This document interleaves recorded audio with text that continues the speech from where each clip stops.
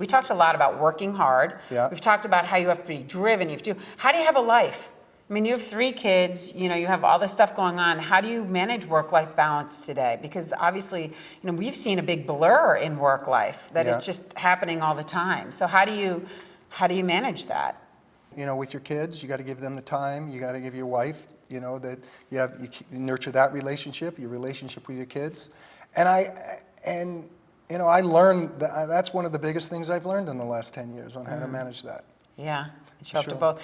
And actually, this is something interesting that I always think about. You've said to me one time about the coaching, many years ago, you said one of the things you loved the most about the coaching was that it made you a better father. Oh, And I always absolutely. thought about that.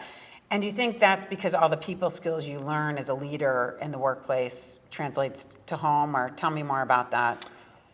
Well, the biggest thing for me, was managing my impatience. Right. Because That of was one of my the biggest things you had to biggest thing I overcome. had to, is that I was impatient at work. I got better at that, and that made me better at home. Right. Instead of, oh Jesus, or why haven't you done this, or whatever it may be, I just learned to breathe and be more patient. That's Right. probably the toughest thing. And when you've been more patient, what's been the benefit of that to the other people? They're not as under pressure. They feel like you're listening. You feel like you're not dismissive. Mostly when you're impatient, you're just dismissive with people, and they Right. don't like that. Right, so they feel you're more empathetic, that Yeah. it's going to take them longer Yeah. than you were Yeah, you were yeah. anticipating. Yeah. That's great. Good. Well, thanks so much for coming today, Oh, Joe. it was great. It's been great to hear your Nice story. conversation.